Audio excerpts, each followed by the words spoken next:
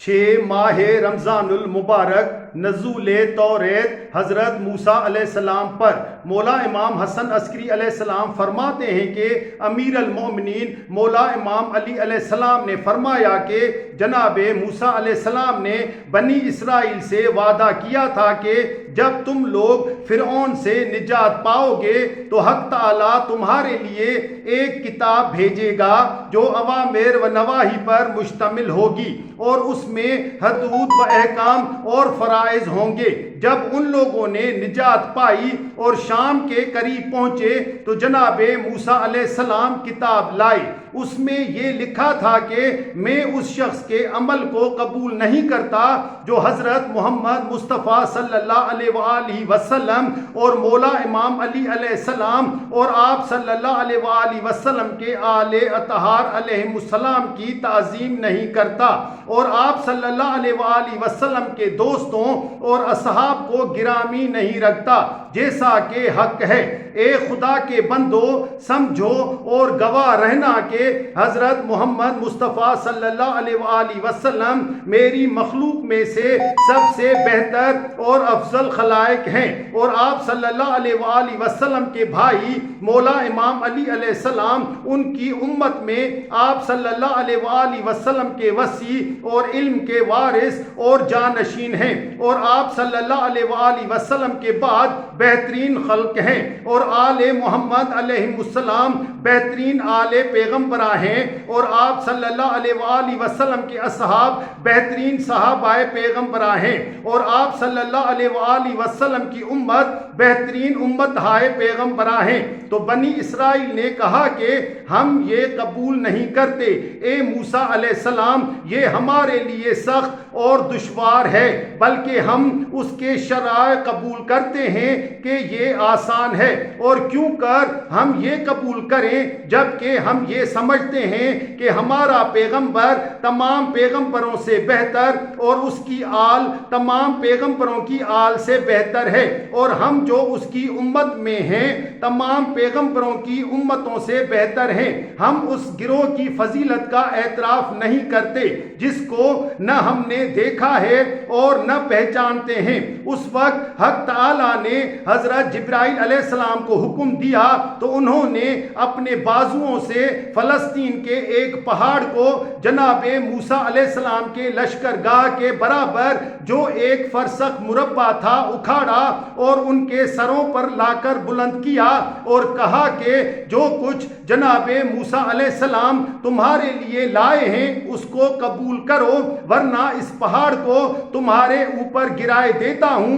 کہ تم کچل کر فنا ہو جاؤ گے۔ تو وہ لوگ بے قرار ہو کر فریاد کرنے لگے کہ اے موسیٰ علیہ السلام ہم کیا کریں؟ جناب موسیٰ علیہ السلام نے فرمایا کہ خدا کا سجدہ کرو اور اپنی پیشانی اور دونوں رخساروں کو خاک پر رکھو اور کہو خداوندا ہم نے سنا، اطاعت کو قبول کیا، اعتراف کیا، تسلیم کیا اور راضی ہوئے۔ پھر جو کچھ جناب موسیٰ علیہ السلام نے ان سے کہا ان لوگوں نے عمل کیا۔ ان میں سے اکثر لوگوں نے جو کچھ بظاہر کہا اور کیا دل میں اس کے مخالف تھے اور کہہ رہے تھے کہ ہم نے سنا اور مخالفت کی، برخلاف اس کے جو کچھ زبان سے کہتے تھے اور اپنے دائیں رخسار کو زمین پر رکھے ہوئے تھے، لیکن خدا کی بارگاہ میں ان کا قصد عاجزی اور انکساری اور اپنے اعمال گزشتہ کی پشیمانی کا نہ تھا،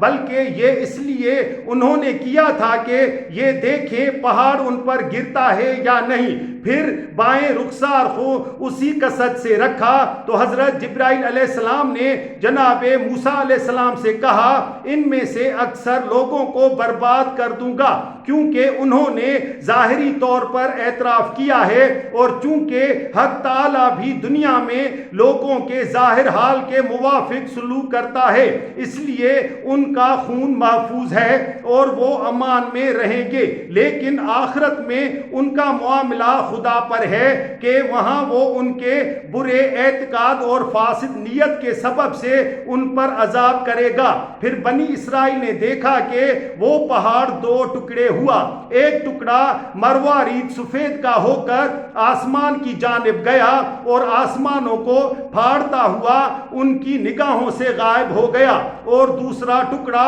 آگ بن کر زمین میں چیرتا ہوا ان کی آنکھوں سے اوجھل ہو گیا۔ ان لوگوں نے جناب موسیٰ علیہ السلام سے اس کا سبب دریافت کیا۔ آپ نے فرمایا کہ جو ٹکڑا آسمان کی جانب گیا وہ جا کر بہشت سے ملحق ہو گیا۔ خدا نے اس میں بے شمار اضافہ فرمایا جس کی تعداد سوائے اس کے کوئی نہیں جان سکتا، اور اس نے حکم دیا کہ اس نے ان لوگوں کے لیے قصر، عمارات اور منزلیں تعمیر کی جائیں جو حقیقت میں ایمان لائے ہیں، اور ان عمارتوں میں ہر ایک طرح طرح کی نعمتوں پر مشتمل ہوگی، مثل درخت، باغات، میوہ جات، خوش سیرت حوروں اور ہمیشہ حسن رکھنے والے غلاموں کے جو بکھرے ہوئے موتیوں کی طرح ہوں گے۔ انہیں بہشت کے مانند وہ تمام نعمتیں ہوں گی جن کا خدا نے اپنے پرہیزگار بندوں سے وعدہ کیا ہے،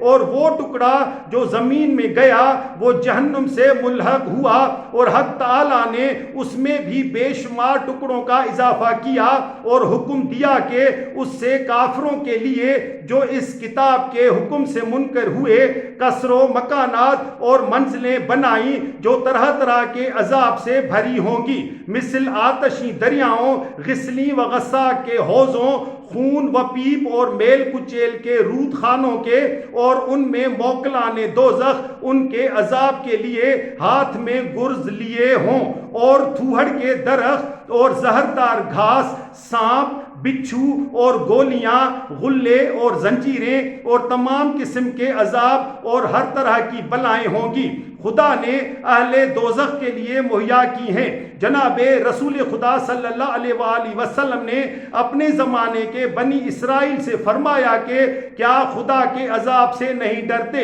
ان فضائل کے انکار کرنے میں جن سے خدا نے مجھ کو اور میرے پاک و پاکیزہ عطرت کو مخصوص کیا ہے۔ مولا امام جعفر صادق علیہ السلام فرماتے ہیں کہ جب حق تعالیٰ نے جناب موسیٰ علیہ السلام پر توریت نازل کی جس میں تمام چیزوں کا بیان تھا، وہ ان تمام حالات پر جو قیامت تک ہوں گے مشتمل تھی، تو جب جناب موسیٰ علیہ السلام کی عمر آخر ہوئی خدا نے ان کو وحی فرمائی کہ وہ تختیاں پہاڑ کے سپرد کر دو۔ وہ لوہیں بہشت کے زبرجد کی تھیں، تو جناب موسیٰ علیہ السلام تختیوں کو پہاڑ کے پاس لائے۔ وہ بحکم خدا شگافتہ ہوا۔ جناب موسیٰ علیہ السلام نے لوہوں کو کپڑے میں لپیٹ کر شگاف کوہ میں رکھ دیا، وہ شگاف برابر ہو گیا اور لوہیں ناپید ہو گئیں، یہاں تک کہ جناب رسول خدا صلی اللہ علیہ وآلہ وسلم مبعوث ہوئے۔